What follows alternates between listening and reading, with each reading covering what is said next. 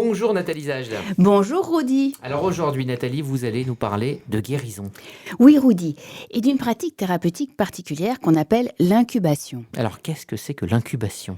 Alors l'incubation consiste à dormir sur le tombeau d'une personne qui, de son vivant, était déjà douée d'une force de guérison, mais qui, depuis son décès, a acquis encore plus de capacité de guérir en devenant une sorte de saint qui apparaît en rêve à ceux qui lui rendent visite et qui viennent dormir sur son tombeau. Alors on connaît pas mal de tombeaux célèbres, il y en a beaucoup des juifs et aussi des tombeaux musulmans. Alors pour ce qui est des tombeaux juifs, on connaît en Israël les fameux tombeaux autour de Tibériade, le Rambam, le Rabbi Meir Baal Ness, à Méron, celui du fameux Shimon Bar Yochai, à Netivot, évidemment, le fameux tombeau saint marocain Baba Saleh. Et puis, il y a aussi les tombeaux en Europe centrale et orientale, les tombeaux chassidiques et orthodoxes. Et le plus célèbre d'entre eux, c'est celui de Rabbi Nachman de Breslav à Ouman. Alors, c'est des tombeaux qui sont toujours très fréquentés. Alors dormir sur ces lieux, cela guérit de quoi ? De toutes sortes de maux.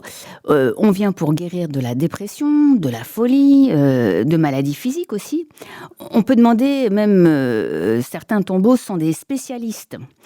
Alors, par exemple, on peut demander la guérison de l'infertilité. Les femmes viennent là, demandent au saint de tomber enceinte et souvent, elles promettent de nommer l'enfant d'après le saint qui aura satisfait leurs vœux.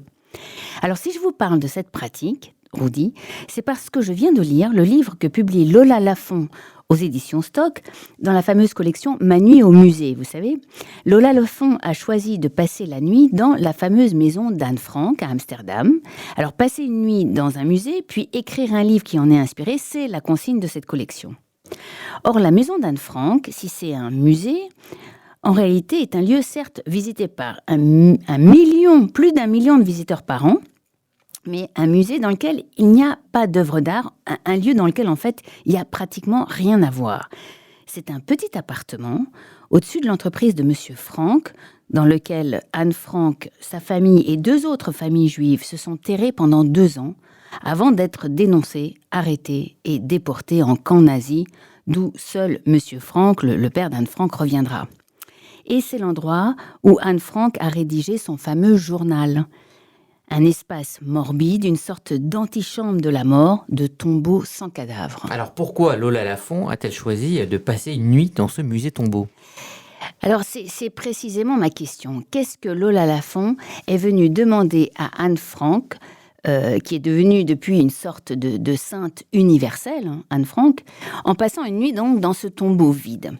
Plusieurs hypothèses sont possibles.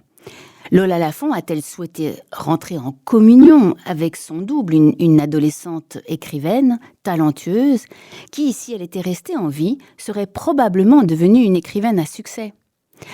Anne Frank, comme Lola Lafont, a très jeune pris l'écriture au sérieux. Et d'ailleurs, elle a écrit son journal en pensant qu'il serait publié. Mais que vient chercher aujourd'hui Lola Lafont, juive par sa mère ? Donc sa mère est née pendant la Shoah. En France, c'était un bébé caché avec ses parents juifs d'origine polonaise. Donc qu'est-ce qu'elle est venue chercher dans le tombeau vide d'Anne Frank ? Peut-être des réponses à une série de questions qui hantent les descendants de victimes de la Shoah. Pourquoi la Shoah ? Pourquoi a-t-on cherché à faire disparaître tous les juifs ? Et moi, comment aurais-je traversé cette épreuve si j'avais été vivant pendant la Shoah ? Et comment être juif après ça ? Et que faire de la colère dont nous avons hérité ?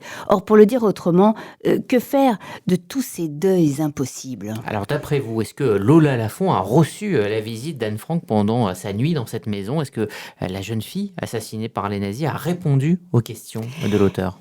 Il semble que oui, puisque Lola Lafont a été inspirée et a écrit son livre « Quand tu écouteras cette chanson », publié aux éditions Stock dans la collection Ma nuit au musée. Merci Nathalie.